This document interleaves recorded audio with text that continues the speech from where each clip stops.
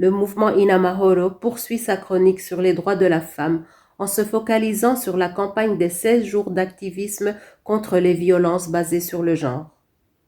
Le message précédent se concentrait essentiellement sur les différentes formes de violence basées sur le genre.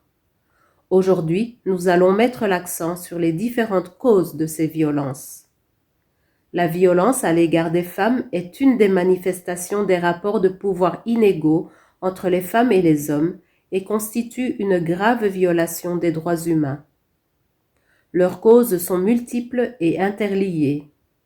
Les études sur les causes des violences faites aux femmes au Burundi indiquent qu'elles sont particulièrement d'origine culturelle, économique, juridique et politique. Comme tout le monde le sait, la société burundaise est fondée sur un système patriarcal. Ce dernier est un système dans lequel les pouvoirs de décision politique, économique et celui de posséder des terres sont presque exclusivement entre les mains des hommes. L'homme est ainsi dépositaire du pouvoir, du niveau de la cellule familiale jusqu'à l'échelle nationale. Il est alors attendu que la femme se soumette à l'autorité masculine et la violence est fréquemment utilisée pour assurer le maintien de ce soi-disant ordre. Les voix qui osent s'élever pour dénoncer cette situation ou ces violations et d'en promouvoir le changement sont traitées de ingare ou de déstabilisateurs des valeurs de la société, terme qui stigmatise toute personne qui veut dénoncer les violences faites aux femmes en la traitant de femme impossible ou de personne qui ne connaît pas les réalités de la vie du Burundi profond. Le système patriarcal est à la base des stéréotypes et préjugés relatifs à la place que la femme doit occuper au sein du foyer et dans la société. C'est au nom de ces préjugés que l'on stigmatise les victimes en cherchant à les réduire au silence quand elles osent dénoncer leur calvaire. La société a en effet tendance à blâmer les victimes des violences faites aux femmes en disant qu'elles sont responsables des maux qu'elles subissent et en les qualifiant d'indignes dans la société. C'est ce même patriarcat qui oppose des résistances à l'accès des femmes et filles à l'héritage familial qui est toujours considéré comme un privilège masculin. Et ce n'est un secret pour personne que le manque de ressources économiques place la femme en situation de grande vulnérabilité à toutes les formes de violence.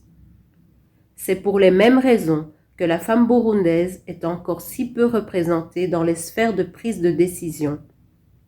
C'est le même patriarcat qui parfois empêche les quelques femmes se trouvant dans les sphères de prise de décision d'orienter les débats politiques et de promouvoir l'adoption de mesures visant à combattre les violences basées sur le genre, pour ainsi mettre fin aux violences faites aux femmes. Le mouvement Inamahoro voudrait aujourd'hui réaffirmer son soutien à toutes les survivantes des violences basées sur le genre et leur dire de garder à l'esprit qu'elles ne sont en aucun cas responsables des actes commis par leurs agresseurs, qui qu'ils soient. Chères sœurs, prenez courage, résistez toujours, dénoncez toujours. N'abandonnez pas. Ensemble, nous vaincrons cette pandémie de l'ombre. Pour le mouvement Inamahoro, il n'y a aucun doute que l'action des femmes engagées pour le droit et la dignité de la femme jugulera en fin de compte ce fléau de la violence basée sur le genre. Il exhorte une fois de plus les autorités publiques et tous les citoyens à tourner la page à ces discours rétrogrades invoquant la culture pour justifier le déni des droits des femmes.